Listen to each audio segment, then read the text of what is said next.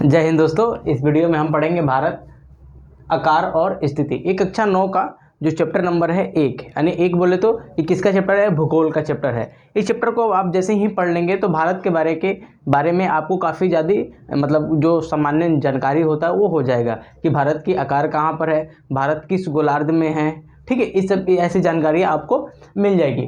जो इसमें मैंने कुछ कीवर्ड लिख रखे हैं। देखिए, हर चैप्टर के अंदर ना मैं आपको कुछ कीवर्ड पढ़ाऊंगा।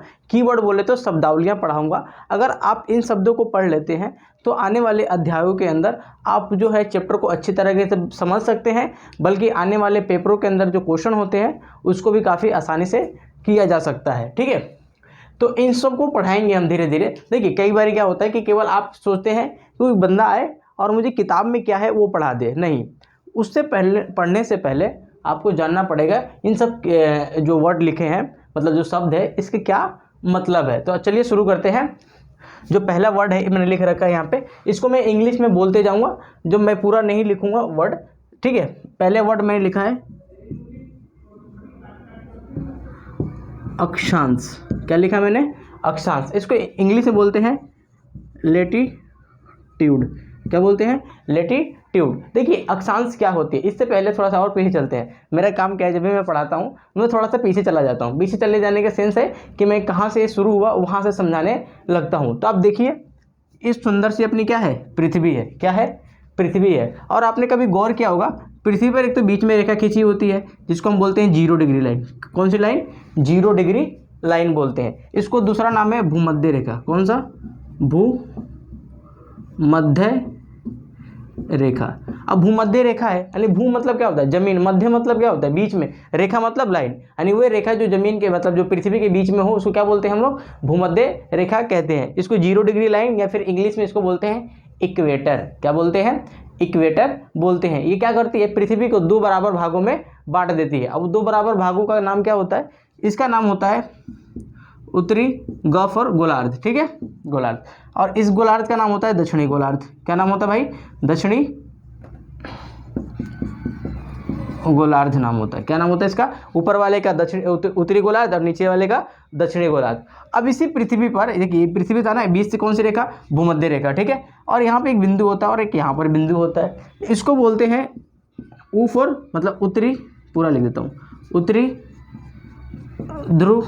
और ये भी बिंदु है, इसको बोलते हैं दक्षिणी ध्रुव। आपको समझ में आ गया? यानी पृथ्वी के बीच में जो लाइन होती है उसको क्या बोलते हैं? भूमध्य रेखा। यानी पृथ्वी को कितने भागों में बांटती है? 2 भागों में। अब कौन कौन से भाग होते हैं? एक तो होता है उत्तरी गोलार्ध और नीचे वाला दक्षिणी गोलार्ध, यानी नॉर्दर्न हेमिस्फीयर और साउदर्न या साउथ हेमिस्फीयर बोलते हैं। और ऊपर एक बिंदु होता है, यानी ध्रुव। ध्रुव क्या होता है? किसी भी चीज़ का टॉप का जो चीज़ होती है, मतलब जो सबसे ऊपर हो, बिंदु हो, उसको बोलते हैं ध्रुव। क्या बोलते हैं? ध्रुव। तो इसको बोलते हैं उत्तरी ध्रुव और इसको दक्षिणी ध्रुव बोलते हैं। इतना चीज़ें समझ में आ गया होगा। अब क्या है कि एक पृथ्वी और देखा होगा, एक पृथ्वी आप लोगों ने और देखा होगा। वो पृथ्वी कुछ इस प्रकार की होती है, यानी सब पृथ्वी है, एक लाइन यहाँ और ऐसे बहुत सारी लाइनें खींची होती है, बहुत सारी ऐसी, है ना। अब इतने सारे रेखाओं को आप नहीं पढ़ सकते ना, मेरे को याद है ना, मुझे खुद याद है, इतने सारे रेखाओं के नाम मुझे भी याद नहीं है। तो इन रेखाओं को बोला जाता है अक्षांश रेखा। कौन सी रेखा? अक्षांश रेखा। अब पूछे भाई अक्षांश रेखा क्या होती है, तो इसकी 2-3 परिभाषा है। पहला परिभाषा ये है कि पृथ्वी पर, ठीक है, ये सारी जो रेखाएं हैं ना, कि चाहे भूमध्य रेखा हो या फिर कर्क रेखा हो, मकर रेखा हो, ये सारे काल्पनिक रेखा है, यानी वास्तव में कहीं ऐसे पकड़ के लाइन खींची नहीं है, केवल एक इमेजेशन है, ठीक है। मतलब कि मान रखा है, एक कल्पना कर रखा है कि रेखाएं हैं, ठीक है, एग्जिस्ट करती है। कहाँ पे? कल्पना पे, दिमाग में। रियल में ऐसी कोई रेखाएं नहीं खींची गई है। तो मैं बता रहा था अक्षांश रेखा। देखिए, अक्षांश रेखा उन रेखाओं को कहते हैं जो भूमध्य रेखा के समांतर खींची गई हो।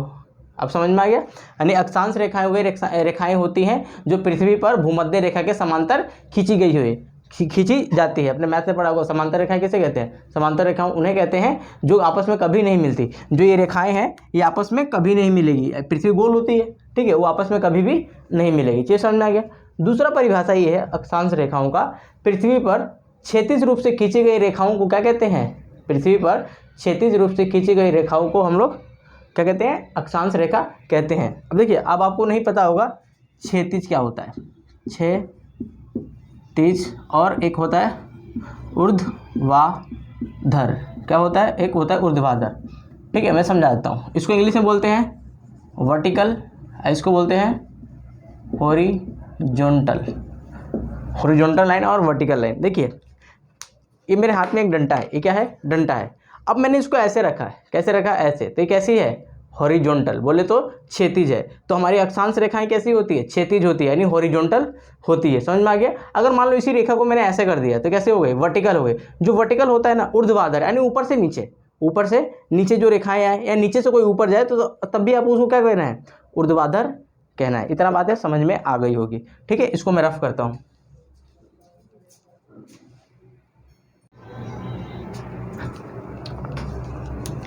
अपन फिर अब पढ़ते हैं देशांतर रेखा। कौन सा, देशांतर, कौन सी रेखा भाई, देशांतर रेखा। इसको बोलते हैं लॉन्गिट्यूड, लॉन्गिट्यूड। ठीक है, लॉन्गी में से लंबा। देखिए अब अपना पृथ्वी है सुंदर सी, ये क्या है, सुंदर सी पृथ्वी है। यहाँ पे एक बिंदु होता है और एक यहाँ पे बिंदु होता है। इसको बोलते हैं उत्तरी ध्रुव और इसको बोलते हैं दक्षिणी ध्रुव। ठीक है, अब इन ध्रुव को कोई ना कोई मिलाएगा, इस ध्रुव को कोई ना कोई मिलाएगा। देखिए अब यहाँ से एक तो सीधी लाइन मिलाएगी, बिल्कुल। ठीक है, अब इसके साथ ऐसे बहुत सारी लाइनें मिलेगी, इधर से भी, इधर से भी। ठीक है, ऐसे, फिर यहाँ से भी ऐसे। ठीक है, मेरा ड्राइंग थोड़ा ख़राब है, ऐसे। अब देखिए एक क्या बन गया, एक संतरे जैसा बन गया होगा, बहुत अच्छा आकृति बन गया है।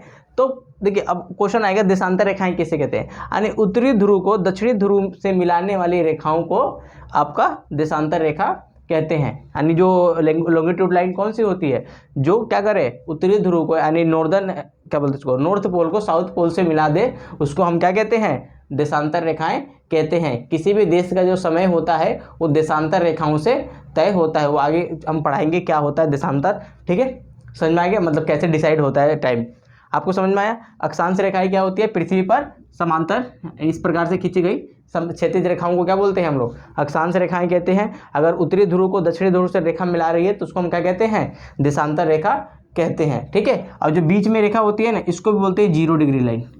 कौन सी लाइन, 0 डिग्री, लेकिन इसको बोलते हैं प्रधान यामोत्तर लाइन। क्या बोलते हैं, प्रधान यामोत्तर लाइन बोलते हैं। ठीक है, अगला वर्ड हम समझते हैं, अगला वर्ड समझते हैं। अब इसी में है अक्षांश रेखा के अंदर ही 2 रेखा इंपॉर्टेंट और है। ये बीच वाले को क्या बोला, भू मध्य रेखा।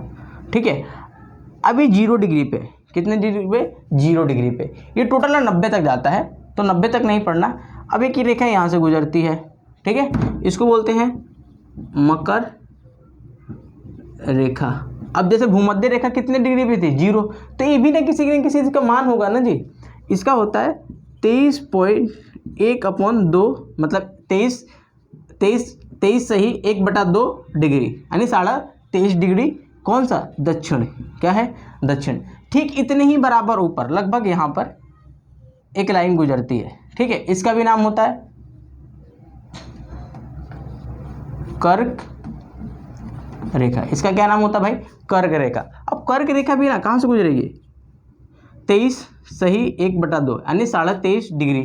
ठीक है, अब देखिए ये दक्षिण में था तो ये किस में हो जाएगा, उत्तर में, यानी उत्तरी गोलार्ध बोल दो या उत्तर में बोल दो, बात दोनों सही है। यानी जो मकर रेखा वो किस गोलार्ध में होता है, आपका दक्षिणी गोलार्ध में।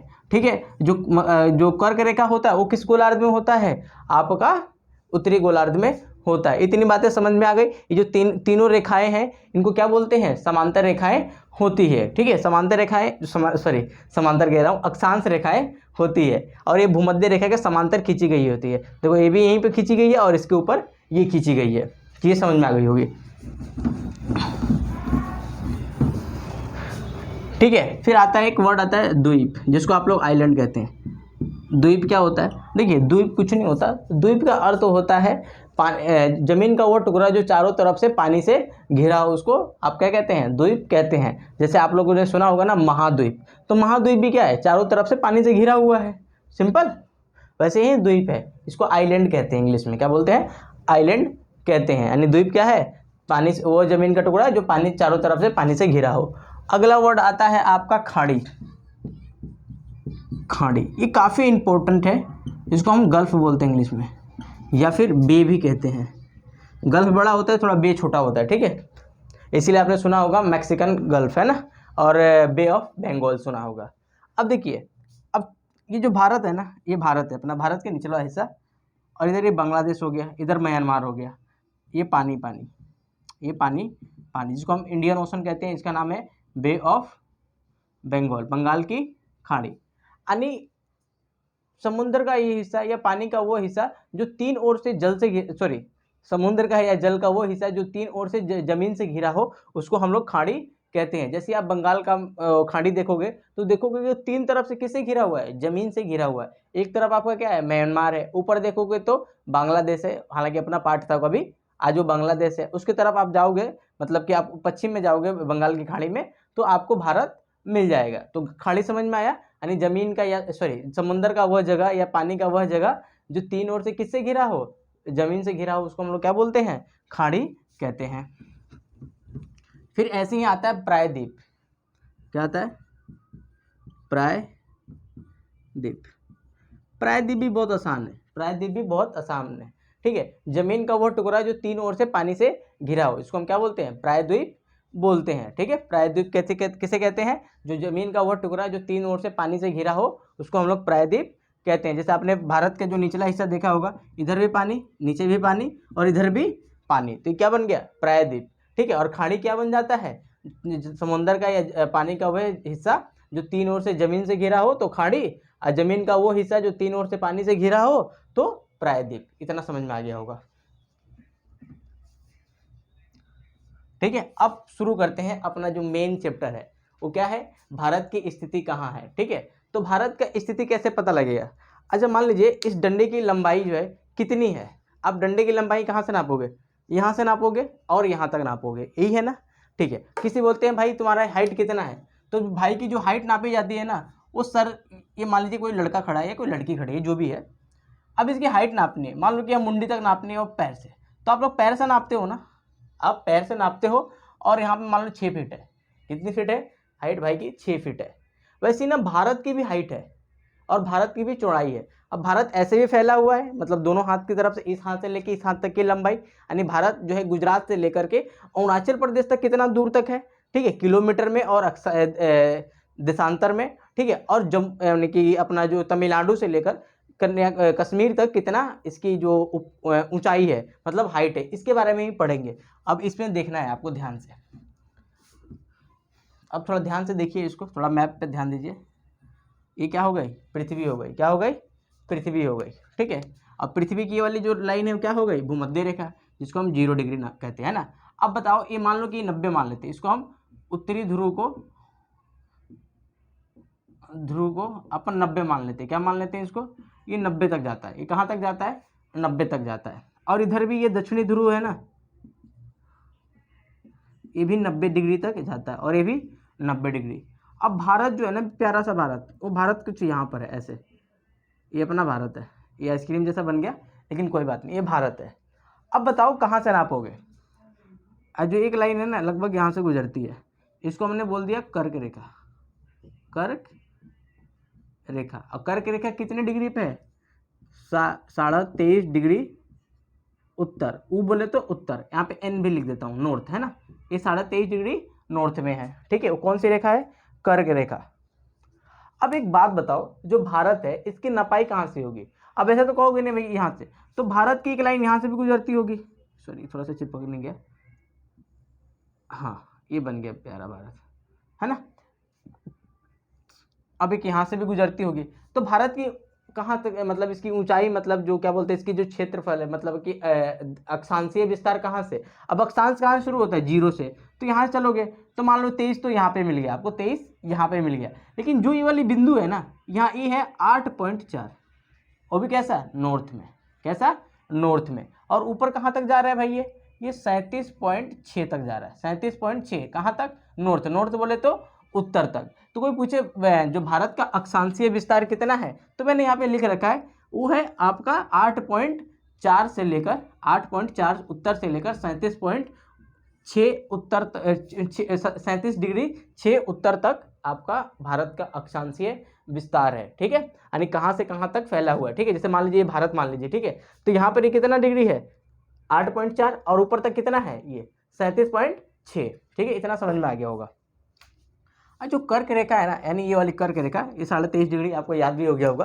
जो 23.5 डिग्री कर्क रेखा है, ये भारत को 2 बराबर भागों में, लगभग बराबर भागों में लगभग बांट देती है। ठीक है, और कर्क रेखा जो है वो भारत, जो कर्क रेखा है, कर्क रेखा भारत के 8 राज्यों से होकर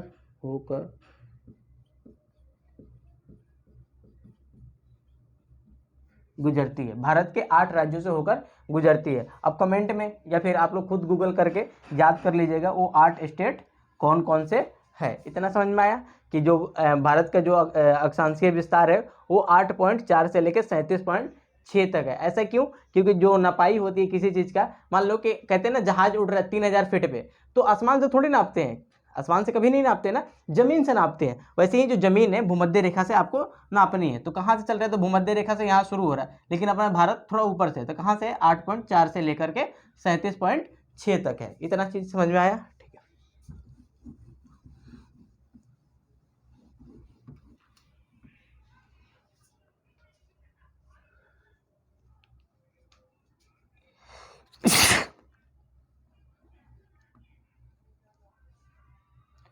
ये भारत है अपना। ठीक है, थोड़ा सा मैप बनाने का मैं भी प्रयास करूंगा, मेरा मैप थोड़ा खराब बनता है। अब जो भारत है ना, इधर क्या है? मतलब बंगाल की खाड़ी। क्या है? बंगाल की खाड़ी। इधर क्या है? बंगाल की खाड़ी। अब मैंने बताया था ना खाड़ी क्या होता है। खाड़ी क्या होता है? जब समुद्र का या जल का वो हिस्सा जो 3 ओर से जमीन से घिरा हो वो खाड़ी होता है। तो ये हो गया बंगाल की खाड़ी। ये किधर है? पूर्व में है। क्या है? किसमें है? पूरब के अंदर है। पूरब मतलब दिशा के अंदर। अब इधर क्या है भाई? इधर ये बंगाल की खाड़ी, और यहाँ पर अंडमान निकोबार है। अंडमान और निकोबार, इसको बोलते हैं अंडमान और निकोबार। ठीक है, मैंने यहाँ पे लिख रखा है दक्षिण पूरब में, यानी दक्षिण भी है। देखिए अब मैप में क्या पढ़ते हैं? इसको पढ़ते हैं नॉर्थ, इसको पढ़ते हैं ईस्ट, इसको पढ़ते हैं साउथ, और इसको पढ़ते हैं वेस्ट, यानी उत्तर, पूरब, दक्षिण और पश्चिम। तो देखिए ये उत्तर के, सॉरी ये क्या मतलब पूरब दिशा में है। अब पूरब में किधर है? थोड़ा नीचे की तरफ है। तो कैसे हो गया ये? क्या बोलोगे इसको? बताइए। दक्षिण पूरब है ना, दक्षिण पूरब। ठीक है, ये दक्षिण ये रहा और पूरब ये वाला हिस्सा। ठीक है, अगला आता है दक्षिण और पश्चिम में। अब पूछा है दक्षिण और पश्चिम, यानी दक्षिण मतलब भारत से नीचे आओ, जाहिर सी बात है भारत से नीचे आओगे तो ये दक्षिण। ठीक है, और कहता है पश्चिम, यानी मैंने बताया था ना ये क्या हो गया? नॉर्थ, ये ईस्ट, ये आपका साउथ, ये वेस्ट। बोला है दक्षिण आओ पहले, तो दक्षिण आ गए जी, कहाँ चले? फिर बोला कि पश्चिम में, तो यहाँ पे जाओगे छोटे छोटे छोटे छोटे, इसको बोलते हैं लक्षद्वीप। क्या बोलते हैं इसको? लक्षद्वीप कहते हैं। इतनी चीजें समझ में आई। अगला आता है आकार कितना है। देखिए भारत का साइज कितना है? भारत कितना बड़ा है? भारत कितना बड़ा है?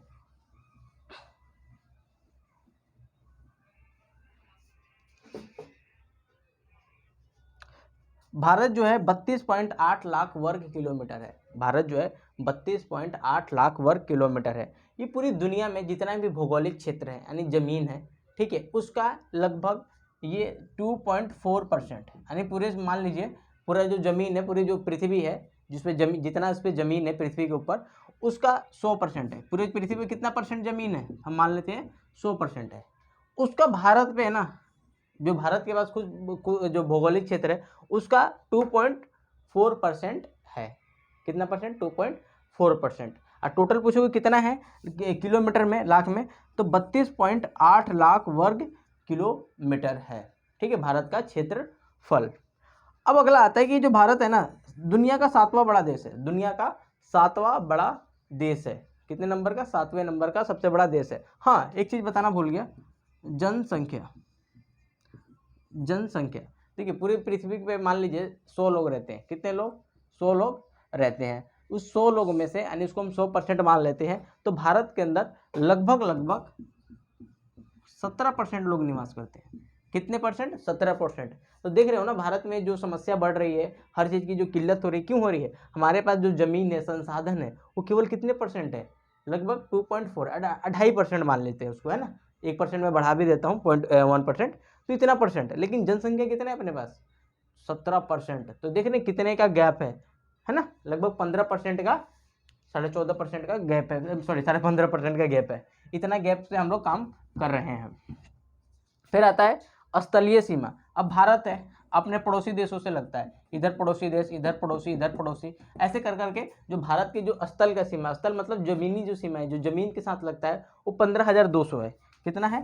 15,200 किलोमीटर। ठीक है, 15,200 किलोमीटर है। अब क्वेश्चन है, ये है, कमेंट करके बताइएगा, सबसे जो ज़्यादा है, यानी 15,200 किलोमीटर का जो सीमा लगता है, उसमें सबसे ज़्यादा किस देश के साथ सीमा लगता है और सबसे कम किस देश के साथ लगता है। चलिए मैं सबसे कम वाले का बता दे रहा हूँ, अफगानिस्तान के साथ 107 किलोमीटर का सीमा लगता है। अब कमेंट करके आपको ये बताना है कि आपको ये बताना है कि लार्जेस्ट नंबर, जो लार्जेस्ट नंबर है वो किसके साथ लगता है। जलीय सीमा, अब जो भारत है इसके पीछे क्या है? जल है, ये चारों तरफ क्या है? जल है। यहाँ पे लक्षद्वीप है और इधर क्या है? अंडमान निकोबार है। इन सबको मिला के उसका जो 7500 यानी 7,516.6 किलोमीटर है। तो कोई पूछे भारत का स्थलीय सीमा ज़्यादा है या जलीय सीमा ज़्यादा है, तो जाहिर सी बात है 15,200 ज़्यादा होता हो जाता है, लगभग डबल है, लगभग डबल के आसपास है। ठीक है, उसके बाद आता है भारत जो है ना वो 22 डिग्री से संकरा होना प्राप्त हो जाता है। यहाँ पे नॉर्थ लिखा है, नॉर्थ बोले तो क्या? उत्तर, है ना। वहाँ से ये संकरा, मतलब संकरा का मतलब होता है छोटा होना शुरू हो जाता है और छोटा होते होते चला जाता है। भारत का अक्षांशीय और देशांतरीय जो विस्तार है वो लगभग 30 डिग्री है। कितने डिग्री? 30 डिग्री है। मानक समय भारत का है 82.30 पूर्व। मानक समय क्या होता है ये भी बताएंगे। अब इस पर बता देता हूँ। अब मैंने आपको क्या नहीं पढ़ाया, तो देशांतरीय विस्तार भारत का नहीं पढ़ाया। अब देखिए ये पृथ्वी, अब इसको बीच से फाड़ दिया। अब कैसी लाइन है? ऊर्ध्वाधर या क्षैतिज? तो ऊर्ध्वाधर लाइन है। कैसी है? ऊर्ध्वाधर यानी वर्टिकल है। और जो वर्टिकल लाइन होती है, जो नॉर्थ, क्या बोलते हैं उसको, उत्तरी ध्रुव, और इसको दक्षिणी ध्रुव। अब इन दक्षिणी ध्रुव को, सॉरी उत्तरी ध्रुव को दक्षिणी ध्रुव से मिलाने वाली रेखा को क्या बोलते हैं हम लोग? अक्षांत, सॉरी देशांतर रेखा बोलते हैं। थोड़ा सा बोलने में दिक्कत हो रहा है, इसको देशांतर रेखा कहते हैं। अब क्या हुआ, जैसे बीच में फाड़ा तो इधर क्या हो गया? ये ईस्ट हो गया। क्या हो गया? ईस्ट। और ये क्या हो गया? वेस्ट। बोले तो पश्चिम हो गया। ये क्या हो गया? और ये क्या हो गया? पूरब। ये क्या हो गया? पूरब। अब जो भारत बेचारा है ना, यहाँ पे भारत यहीं पे तो रहेगा ना, ये भारत है अपना, ये भारत। अब बताओ ये मतलब पूर्वी गोलार्ध में है या पश्चिमी? यानी समय के हिसाब से देखोगे, अब ये पूर्वी गोलार्ध में आ गया। कौन से गोलार्ध में आ गया? पूर्वी गोलार्ध में। ठीक है, यानी किस देशांतर में है? तो पूर्वी देशांतर। इसको क्या बोल देंगे? पश्चिमी देशांतर। इधर जाओगे तो पूरब, इधर जाओगे तो पश्चिम हो गया। अब भारत, अब वैसे बहुत सारी रेखाएं गुजरती है कि यहाँ से मान लो रेखा गुजर रही है, एक ऐसे ऐसे, ठीक है, और एक लाइन ऐसे गुजर रही है, फिर इधर से भी ऐसे ऐसे ऐसे गुजर रही है। ठीक है, अब भारत के आकार निकालना है। मान लो मेरी हाथ की चौड़ाई मतलब इसकी चौड़ाई कितनी है, तो मेरे इस उंगली से लेकर इस उंगली तक नापोगे, है ना, इस उंगली से लेकर इस उंगली तक नापोगे। तो भारत को गुजरात से लेकर के हम कहाँ तक? अरुणाचल प्रदेश। कहाँ से? अरुणाचल। इसको बोलते हैं 68.7। कहाँ से स्टार्ट होता है? ये 68.7 से स्टार्ट होता है। एक बार चेक कर लेते हैं।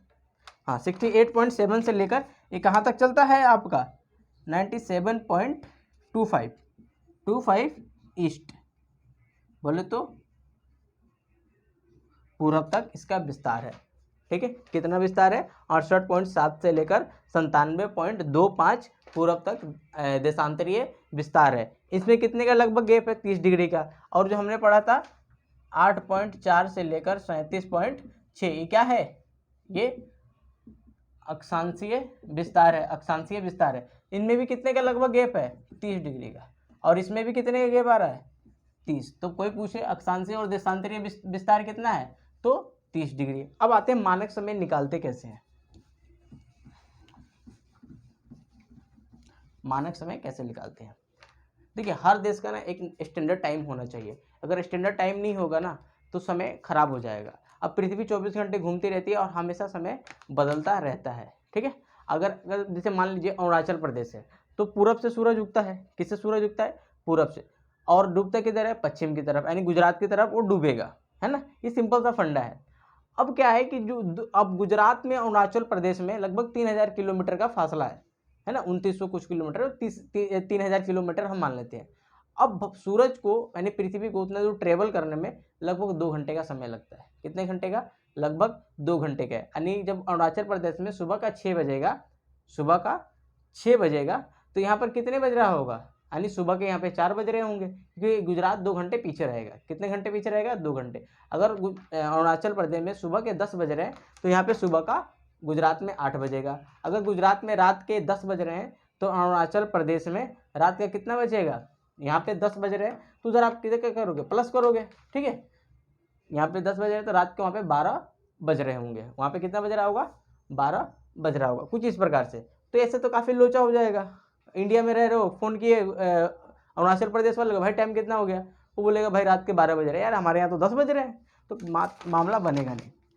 तो वैज्ञानिकों ने दिमाग लगाया, ठीक है, वैज्ञानिकों ने दिमाग लगाया। दिमाग कितना? ये भारत है अपना, ये अरुणाचल प्रदेश और ये गुजरात। हमने देखा कि 68 पॉइंट कितना है? 7 है। हाँ 68.7 है ये। और ये कहाँ तक जा रहा है? 97.25 ईस्ट तक जा रहा है। ईस्ट बोले तो पूरब तक जा रहा है। और आपने एवरेज पढ़ा होगा, एवरेज बोले तो औसत, यानी जितने भी नंबर है ना, कितने नंबर है? दोनों को प्लस कर दो, दोनों को प्लस कर दो, दोनों को प्लस कर दो। 68.7 प्लस 97.25 और इसको 2 से डिवाइड कर दो। ठीक, जब 2 से डिवाइड करोगे, हालांकि इतना ही आएगा, 82.30 पूरब, है ना। कोई पूछे कि भारत का जो समय रेखा है वो 82.30 पूरब ही क्यों है? क्योंकि जो हमारा अक्षांशीय विस्तार है, हाँ नहीं सॉरी, देशांतरीय विस्तार कहाँ से कहाँ तक है? 68.7 से लेकर 97.725 तक है। अगर इन दोनों को जोड़कर 2 से डिवाइड करेंगे यानी भाग करेंगे तो हमारा औसत आ जाएगा, एवरेज आ जाएगा। तो 20 से एक लाइन खींच दी गई, यहाँ से एक 20 से लाइन खींच दी गई, ठीक है, ये बीच में लाके। अभी जो लाइन है ना, ये भारत के 5 राज्यों से गुजरता है। कितने राज्यों से? ये कमेंट करके बताइएगा कौन कौन से वो 5 राज्य हैं। जो सबसे नज़दीक है ना वो यूपी है। क्या है? यूपी में है, ठीक है।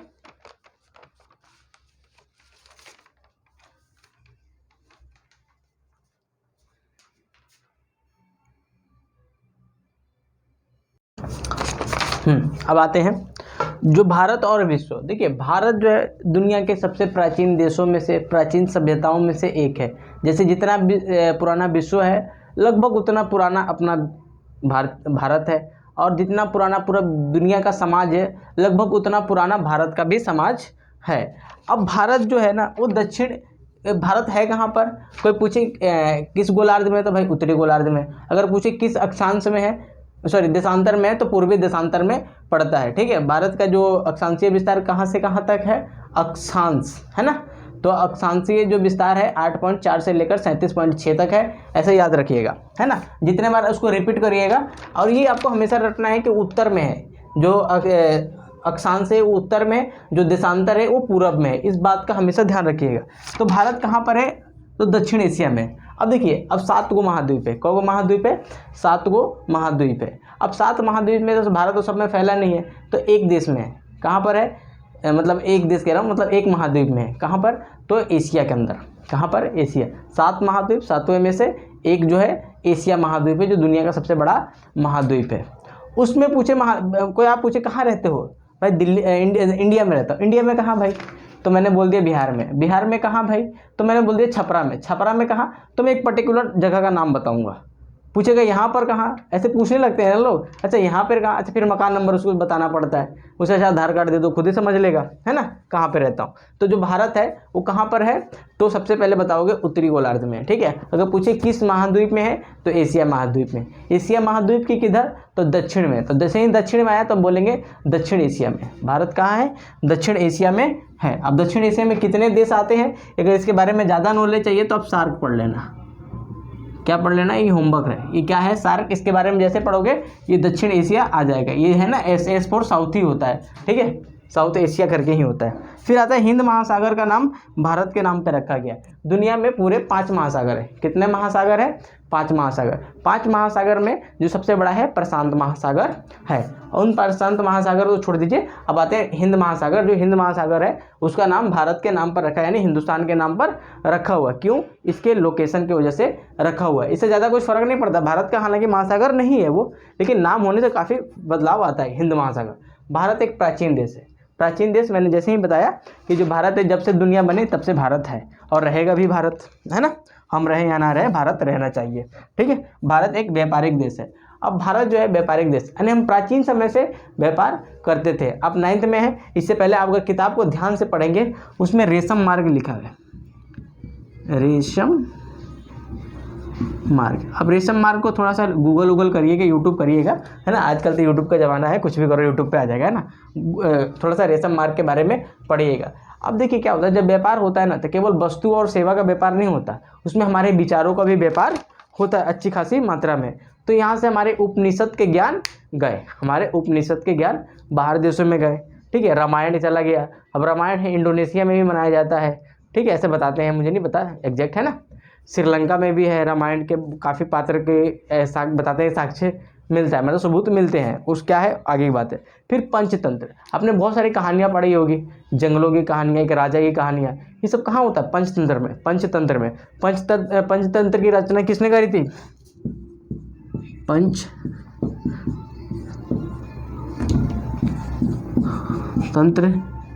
की रचना किसने किया था? इसके बारे में आपको पता होना चाहिए, ठीक है। ये होमवर्क है आपका, ठीक है। इसको गूगल करोगे, इसको याद करोगे, ठीक है। अब भारत की जो अंक गणित थी, ऐसे बहुत सारी चीज़ें थी, हम अपने देश से उनके देश में ले गए, उनके देश से अपने देश में लेकर आए, ठीक है। जो गुम्बद आपने देखा होगा ना, बहुत सारी जो मोहम्मडन की बिल्डिंग होती है, जैसे लाल किला हो गया, कुतुब मीनार हो गया, आपका हुमायूं का टॉम हो गया, यहाँ पे गुम्बद होते हैं। क्या होते हैं? मस्जिद जितने होते हैं ना, डोम बना होता है, ठीक है, उसको हम क्या बोलते हैं? गुम्बद बोलते हैं। तो ये बाहर देशों से आई, कैसे आई? व्यापार से, ठीक है, और हमारे एक दूसरे से रिश्तों की वजह से ये सब चीज़ें आई, ठीक है। वास्तुकला में मीनार वगैरह आना शुरू हो गए। अब बात है भारत के पड़ोसी देश। देखिए हर देश के अंदर ना पड़ोसी बहुत इंपॉर्टेंट होता है। आपने अगर अटल बिहारी वाजपेयी का नाम तो सुना होगा, उन्होंने कहा था हम अपने दुश्मन को तो चुन सकते हैं लेकिन अपने पड़ोसी को नहीं चुन सकते। कहने का क्या मतलब है कि आपके जो पड़ोसी होते हैं ना, बने बनाए मिलते हैं, ठीक है। आप पड़ोसी नहीं बनाते, हर चीज़ बना सकते हो, दोस्त बना सकते हो, दुश्मन बना सकते हो, लेकिन पड़ोसी नहीं बना सकते। पड़ोसी ऊपर वाला बना के भेजता है, ठीक है, उसके साथ कभी नहीं छूटता है। तो भारत के अंदर 28 राज्य हैं। कितने राज्य हैं? 28 राज्य हैं और 7 केंद्र शासित प्रदेश हैं। कितने प्रदेश हैं केंद्र शासित? तो 7 केंद्र शासित प्रदेश हैं। अब भारत के जो 2 देश हैं ना, जो भारत के जो पड़ोसी देश हैं, उसमें 2 जलीय देश हैं। कौन से देश? जलीय देश। जलीय देश मतलब जो जल में है। जैसे कि एक है श्रीलंका, जो आजकल काफ़ी समस्या से जूझ रहा है, उसमें है। एक है जलीय देश, क्या है? उसका नाम है श्रीलंका। दूसरा है मालदीव। क्या है? दूसरा है मालदीव। ये दोनों कहाँ हैं? एक भारत के दक्षिण में है, एक भारत के दक्षिण पश्चिम के अंदर है, ठीक है। पाक जल संधि से के माध्यम से जो भारत का जो अपना श्रीलंका है, वो पाक जल संधि से अलग होता है भारत से, या फिर पाक जल संधि इन दोनों को अलग करती है। ये चैप्टर था और अगले जो वीडियो बनाऊंगा उसके अंदर पूरे क्वेश्चंस होंगे। जब मैं क्वेश्चन कराऊंगा, ऑब्जेक्टिव क्वेश्चन नहीं पे लिखे होंगे, उन क्वेश्चन को आपको बताया जाएगा आंसर कौन सा सही है। अपना खुद भी सॉल्व करना, ABCD करके बैठे रहना, और उसमें पूरा मैं एक्सप्लेन करूँगा कि कैसे हुआ, ठीक है, ताकि आपकी दिमाग में चीज़ें छप जाए, ठीक है। जय हिंद।